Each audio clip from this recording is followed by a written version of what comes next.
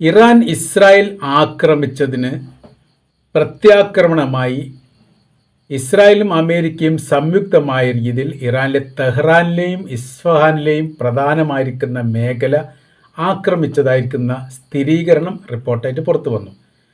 ബിൽഡിങ്ങുകൾ തകർക്കപ്പെട്ടിട്ടുണ്ട് എന്നുള്ളതും വലിയ പ്രകമ്പനമുള്ള ശബ്ദമാണ് കേൾക്കാൻ സാധിച്ചത് എന്നും ഇർന അടക്കമുള്ള ഇറാനിയൻ ടെലിവിഷനും ചാനലുകൾ റിപ്പോർട്ട് ചെയ്തു. മരണത്തെക്കുറിച്ചോ നാശനഷ്ടത്തെക്കുറിച്ചോ ഉള്ള കൃത്യമായിരിക്കുന്ന വിവരങ്ങൾ ഇപ്പോഴും പുറത്തു വന്നിട്ടില്ല.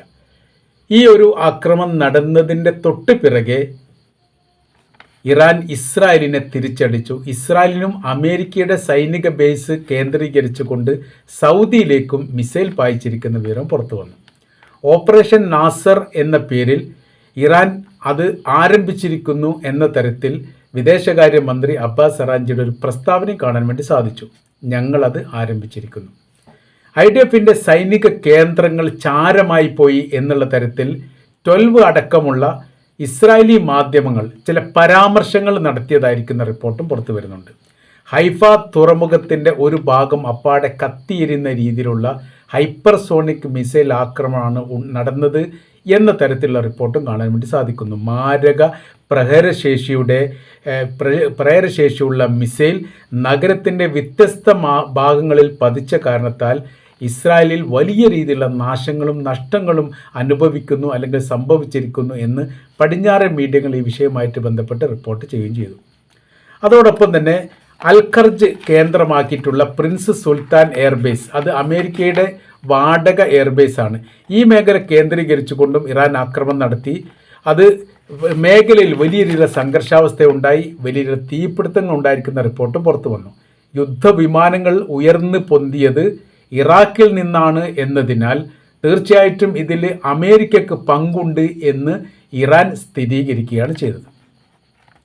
തെഹ്റാനിലും ഇസ്ഫഹാനിലും നടത്തിയ ആക്രമണവുമായിട്ട് ബന്ധപ്പെട്ട കാര്യത്തെക്കുറിച്ച് കൃത്യമായ രീതിയിൽ പഠിച്ച് മനസ്സിലാക്കിയിട്ട് ചില പ്രസ്താവനകൾ പുറത്തിറക്കുന്നു. കാര്യം അമേരിക്കൻ പ്രസിഡന്റ് ഡൊണാൾഡ് ട്രംപ് 2 കൂട്ടരോടും മിതത്വം പാലിക്കാനും ആക്രമിക്കരുത് എന്നും പറഞ്ഞിട്ടുണ്ട്. എന്നാൽ അമേരിക്കക്ക് അത് പറയാനുള്ള അധികാരമില്ല. കാര്യം ഈ യുദ്ധത്തിൽ ഇറാനെ ആക്രമിച്ചതിൽ അമേരിക്കക്ക് പങ്കുണ്ട്. അമേരിക്ക ഒരു ഭാഗത്ത് എവിടെയും ഇല്ലാത്ത രീതിയിൽ, പക്ഷപാതിത്വമൊന്നും ഇല്ലാത്ത രീതിയിൽ പരാമർശിക്കും, മധ്യസ്ഥൻ്റെ റോളിൽ അഭിനയിക്കും, എന്നിട്ട് തങ്ങൾക്കെതിരെ ഇസ്രായേലിനോടൊപ്പം ചേർന്ന് ആക്രമണം നടത്തുകയും ചെയ്യും. അതിനുള്ള എല്ലാ റൂട്ട് കാര്യങ്ങളും അമേരിക്കയാണ് ഇസ്രായേലിന് പറഞ്ഞു കൊടുക്കുന്നത്. അതിനിടയിലുള്ള നന്നായിട്ടുള്ള ഒരു ഭാവാഭിനയം നടത്തുന്നു എന്ന് മാത്രം.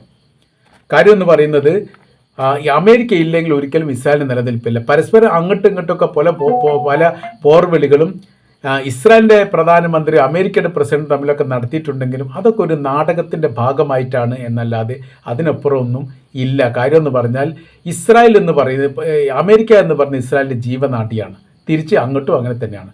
മിഡിൽ ഈസ്റ്റിൽ ഇസ്രായേൽ നിലനിൽക്കുക എന്നുള്ള അമേരിക്കയുടെ ആവശ്യമാണ്. അതിനുവേണ്ടി അവർ എന്ത് കയ്യും ചെയ്യും.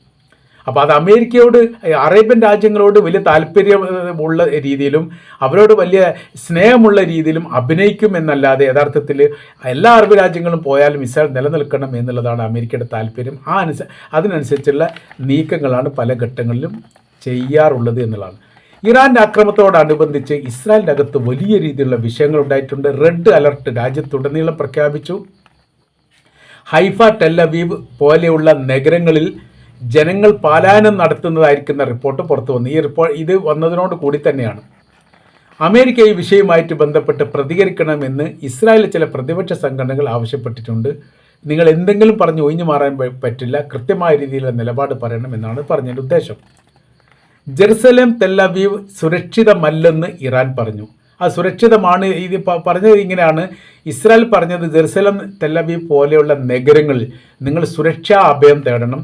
വലിയ വലിയ ബങ്കർ സംവിധാനങ്ങൾ അവിടെ ഉണ്ട്. അവിടെയൊക്കെ നിങ്ങൾ എന്ത് ചെയ്യണം, ഇങ്ങനെ സൈറൻ മുഴങ്ങുന്ന സമയത്ത് അപായ സിഗ്നൽ കിട്ടിക്കഴിഞ്ഞാൽ അവിടേക്ക് ലക്ഷ്യത്തിലേക്ക് നിങ്ങൾ എത്തണം എന്നുള്ള ഒരു വിവരം അല്ല ഒരു മുന്നറിയിപ്പാണ് ഇസ്രായേൽ ഗവൺമെൻറ് ഔദ്യോഗികപരമായ രീതിയിൽ ജനങ്ങളോട് നൽകിയത്. അതിന് മറുപടിയായിട്ട് ഇറാൻ്റെ ഭാഗത്തൊരു പ്രസ്താവന വന്നിരിക്കുന്നു. ഒരു ജെറുസലേം, ടെൽ അവീവ് എന്നല്ല, ഇസ്രായേലിൻ്റെ അകത്തുള്ള ഒരു നഗരപ്രദേശവും എയർപോർട്ട്, സീപോർട്ട് പോലെയുള്ള മേഖലയും നിങ്ങൾക്ക് സുരക്ഷിതമല്ല.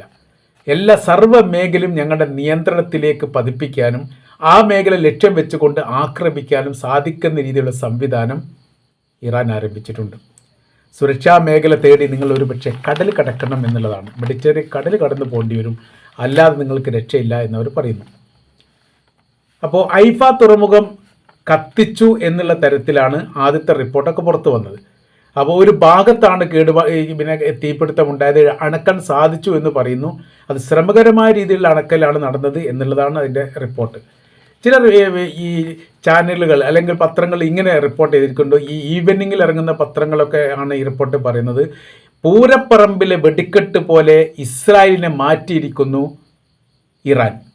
ഇത് എവിടെ നിന്നാണ് പൊട്ടി പുറപ്പെടുന്നത്, എവിടെയാണ് ഇത് അവസാനിക്കുക എന്നൊന്നും പറയാൻ പറ്റില്ല. തീഗോളങ്ങൾ ആകാശത്തിലേക്ക് ഇങ്ങനെ ചിതറിത്തെറിക്കുന്നത് 10 കിലോമീറ്റർ ചുറ്റളവിൽ പോലും കാണുന്ന തരത്തിലാണ് ടെലവീവിൻ്റെ പ്രാന്തപ്രദേശങ്ങളിൽ ഇറാൻ നടത്തിയിരിക്കുന്ന ആക്രമണത്തിൻ്റെ പ്രതിഫലനം ഉണ്ടാവുന്നത്.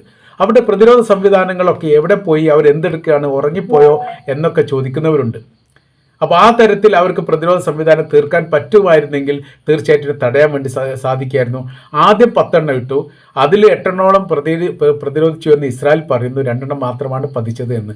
പതിച്ചതിൻ്റെ നാശനഷ്ടത്തെക്കുറിച്ച് അവരോട്ട് പറഞ്ഞിട്ടുമില്ല. അതിനുശേഷം 12 ഈ ഇറാൻ ആക്രമിച്ച ശേഷം 12 ഇട്ടതാണ് 12 അടക്കമുള്ള ഇസ്രായേലി പത്രങ്ങൾ സ്ഥിരീകരിച്ചത്. 12 അല്ല, ഡസൻ കണക്കിന് എന്നാണ് പറയുന്നത്. 50 മേലെ ഉണ്ടാവാൻ സാധ്യതയുണ്ടെന്ന് പറയുന്നു. ഇതിൻ്റെ നാശനഷ്ടത്തെക്കുറിച്ച് ഇപ്പോഴും വിലയിരുത്തുന്നില്ല എന്നുള്ളതാണ് മറ്റൊരു അഭിപ്രായം പറയുന്നത്. ഈ ഇറാൻ ആക്രമിച്ചതിന് തിരിച്ച് ഇസ്രായേൽ ആക്രമിച്ചതോട് കൂടിയിട്ട് പിന്നെ ഇസ്രായേൽ പറഞ്ഞിരിക്കുന്ന കാര്യം ഞങ്ങളിത് അവസാനിപ്പിച്ചിരിക്കുന്നു എന്നുള്ളതാണ്. ഇനിയൊരു ആക്രമണത്തിന് തങ്ങളില്ല എന്നുള്ളത്. അങ്ങനെ ആക്രമിച്ച് പോകാൻ വരട്ടെ, ചിലത് കൂടി നിങ്ങൾക്ക് നൽകാനുണ്ട്, അതും കൂടി വാങ്ങണം എന്ന് ഈ വിഷയവുമായിട്ട് ബന്ധപ്പെട്ട് ഇറാൻ്റെ സൈനിക മേധാവി പറഞ്ഞ റിപ്പോർട്ടും പുറത്തു വന്നു. യഥാർത്ഥത്തിൽ അമേരിക്ക ഇപ്പോൾ ഇസ്രായേലിൻ്റെ പാവയാണ്. ട്രംപിനെ കളിപ്പിക്കുന്ന പ്രവൃത്തിയാണ് ഇസ്രായേൽ പ്രധാനമന്ത്രി നെതന്യാഹു ചെയ്യുന്നത്. അത് നന്നായിട്ട് ട്രംപ് കളിക്കുകയും ചെയ്യുന്നുണ്ട്. അതല്ലാതെ ഈ വിഷയവുമായിട്ട് ബന്ധപ്പെട്ട് ഒരു രാജ്യത്തിന് വേണ്ടി അനാവശ്യമായിരിക്കുന്ന ഒരു യുദ്ധത്തിലേർപ്പെട്ട് ലോകത്താകെ പ്രതിസന്ധിയും പ്രയാസങ്ങളും ബുദ്ധിമുട്ടും ഉണ്ടാക്കുന്ന തരത്തിലേക്ക് ഇതിനെ മാറ്റിയത് ട്രംപാണ്. അപ്പോൾ ട്രംപ് സ്റ്റേണായ രീതിയിൽ തങ്ങളുടേതായിരിക്കുന്ന നിലപാടുകൾ പറയാനുള്ള ധൈര്യം പോലുമില്ല. എപ്സ്റ്റീൻ്റെ ഫയലുമായിട്ട് ബന്ധപ്പെട്ട് ബ്ലാക്ക് മെയിൽ ചെയ്യുകയാണോ നെതന്യാഹു എന്ന് സംശയിക്കേണ്ടിയിരിക്കുന്നു. എപ്സ്റ്റീൻ്റെ ഫയൽ യഥാർത്ഥത്തിൽ ഇസ്രായേലിൻ്റെ ഒരു ചാര സംവിധാനമായിരുന്നു എന്ന് പോലും അഭിപ്രായപ്പെട്ടവരുണ്ട്. അപ്പോൾ അങ്ങനെയാണ് ഇതിനെ വിലയിരുത്താൻ വേണ്ടി സാധിക്കുക. ഏതായിരുന്നാലും ഇപ്പോൾ കളിക്കുന്ന കളി ഒരു വല്ലാത്തൊരു കളി തന്നെയാണ്. ഒരു ഭാഗത്ത് സമാധാനത്തിന് ശ്രമിക്കുന്നു, ഒരു ഭാഗത്ത് യുദ്ധത്തിന് ആഹ്വാനം ചെയ്യുന്നു, മറ്റൊരു ഭാഗത്ത് ആയുധ സഹായങ്ങൾ ഇസ്രായേൽ ചെയ്തു നൽകുന്നു. ഇത്തരമൊരു പ്രവർത്തന കാര്യങ്ങളാണ് നിലവിലിപ്പോൾ ട്രംപ് ചെയ്തുകൊണ്ടിരിക്കുന്നത്. അതിന് ഇപ്പോൾ ഇറാൻ പറഞ്ഞിരിക്കുന്ന ഒരു മറുപടിയുണ്ട്. അതുപോലെ ശ്രദ്ധേയമായിരിക്കുന്ന മറുപടിയാണ്. തങ്ങളുടെ ഇനി അടുത്ത യുദ്ധം എന്ന് പറയുന്നത് മിഡിൽ ഈസ്റ്റ് മാത്രമല്ല, അമേരിക്കയുടെ സൈനിക ബേസ് മാത്രമല്ല, ഇസ്രായേൽ എന്ന് പറയുന്ന രാജ്യം മാത്രമല്ല, മിഡിൽ ഈസ്റ്റിൻ്റെ പുറത്തേക്കും ഈ യുദ്ധത്തെ വ്യാപിപ്പിക്കും.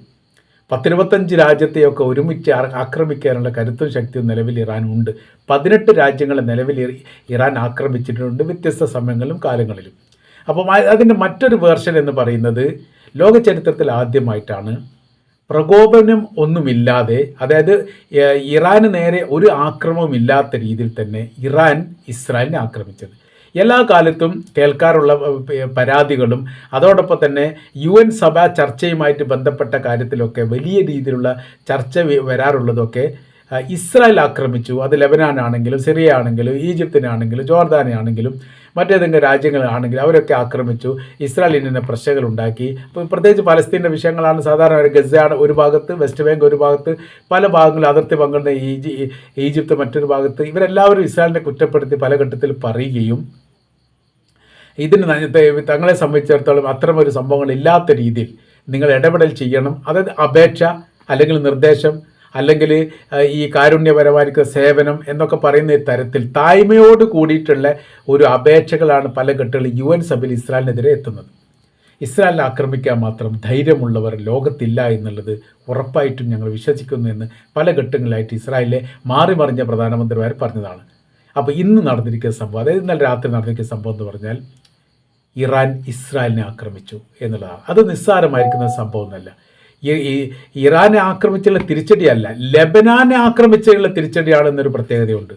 അപ്പോൾ ലെബനാൻ ഇസ്രായേലിനെ ആക്രമിച്ചതിന് പ്രകോപിച്ചുകൊണ്ട് ഇറാൻ ഇസ്രായേലിനെ ആക്രമിച്ചു എന്ന് പറയുന്ന നിസ്സാര കാര്യമൊന്നുമല്ല. അതിന് ഇറാൻ പറയുന്ന കാര്യം എത്രത്തോളം ഉണ്ട് ഇറാൻ എന്ന് ഞങ്ങൾക്ക് മനസ്സിലായിരിക്കുന്നു, എത്രത്തോളം ഉണ്ട് അമേരിക്ക എന്ന് മനസ്സിലാക്കിയിരിക്കുന്നു. യുദ്ധവുമായിട്ട് ബന്ധപ്പെട്ട് അവരുടെ നയങ്ങളും നിലപാടുകളും അവർ തങ്ങൾക്കെതിരെയുള്ള പ്രത്യാക്രമണവുമായിട്ട് ബന്ധപ്പെട്ട് അവരുടെ കൈവശത്തിലുള്ള ആയുധങ്ങളെക്കുറിച്ചും അതിൻ്റെ ശക്തിയെക്കുറിച്ചും അതിന് പ്രയോഗിക്കുന്ന തന്ത്രജ്ഞതയെക്കുറിച്ചും കൃത്യമായി ഞങ്ങൾ അറിഞ്ഞിരിക്കുന്നു. ഞങ്ങൾക്ക് തായാണ് അവരുടെ ആയുധത്തിൻ്റെ പ്രഹരശേഷി എന്ന് തിരിച്ചറിഞ്ഞു. അപ്പോൾ പിന്നെ ഞങ്ങൾ നിൽക്കേണ്ട കാര്യമില്ല, ഞങ്ങളിങ്ങനെ ആക്രമിച്ചു കൊണ്ടേയിരിക്കും. സാധാരണഗതിയിൽ ഇസ്രായേലിനെ ഒരു അറബ് രാജ്യം ആക്രമിച്ചാൽ ആ രാജ്യത്തെ തന്നെ ഇല്ലാതാക്കാൻ മാത്രം ഇടപെടൽ നടത്തുന്ന അമേരിക്ക ഇപ്പോൾ പറയുന്ന കാര്യം സമാധാനം വേണം, പ്രശ്നം പരിഹരിക്കണം, പരസ്പരം അങ്ങോട്ടും ഇങ്ങോട്ടും ആക്രമിക്കരുത്. അതൊന്നിനും പരിഹാരമല്ല. എന്ത് ലാളിത്യത്തോടു കൂടിയാണ് ഡൊണാൾഡ് ട്രംപ് സംസാരിക്കുന്നത്. ചെറിയ കുഞ്ഞുങ്ങൾ പറയുന്ന രീതിയിൽ കുഞ്ഞുങ്ങൾ തമ്മിൽ പ്രശ്നം ഉണ്ടാകുന്ന സമയത്ത് അതിനെ മുതിർന്നവരായാലും ഇടപെട്ടുകൊണ്ട് സംസാരിക്കുന്ന തരത്തിലാണ് ഇപ്പോൾ പറയുന്നത്. എല്ലാ പ്രശ്നങ്ങളും ഇപ്പോൾ ഉണ്ടാക്കിക്കൊണ്ടിരിക്കുന്നു, ഇനിയും ഉണ്ടാക്കും. എന്നിട്ടോ സമാധാനത്തെക്കുറിച്ച് പറയുന്നു, നിങ്ങൾ അങ്ങോട്ടും ഇങ്ങോട്ട് ആക്രമിക്കരുതെന്ന് പറയുന്നു. നിങ്ങൾ അങ്ങോട്ടും ഇങ്ങോട്ട് ആക്രമിക്കരുതെന്ന് പറയും, ഇസ്രായേലിനോട് പറയാം നിങ്ങൾ ആക്രമിക്കുക, ആ പണി ഞങ്ങൾ ചെയ്തോളാം എന്നുള്ളത്. അങ്ങനെ മാത്രമേ പറയേണ്ടതുള്ളൂ. അല്ലാതെ ഇസ്രായേലിനെ ആക്രമിച്ചിട്ടില്ല, ഇസ്രായേൽ ആക്രമിച്ച് തിരിച്ചടിക്കുകയാണ് ചെയ്തത്. ഏതായാലും നമ്മൾ പറഞ്ഞു വരുന്ന വിഷയം, നിലവിലെ സാഹചര്യം സങ്കീർണമാണ്. അമേരിക്കയെ സംബന്ധിച്ചിടത്തോളം എവിടെയും നിലനിൽക്കാൻ പറ്റാത്ത സ്ഥിതിയാണ്. ഇസ്രായേലിനെ സംബന്ധിച്ചിടത്തോളം അവിടെ രാജ്യത്തിലെ ജനങ്ങൾക്ക് പോലും സുരക്ഷ ഒരുക്കാൻ സാധിക്കുന്നില്ല എന്ന് കൂടി ഇതിൽ നിന്ന് മനസ്സിലാക്കാൻ നമ്മൾക്ക് സാധിക്കുന്നതാണ്.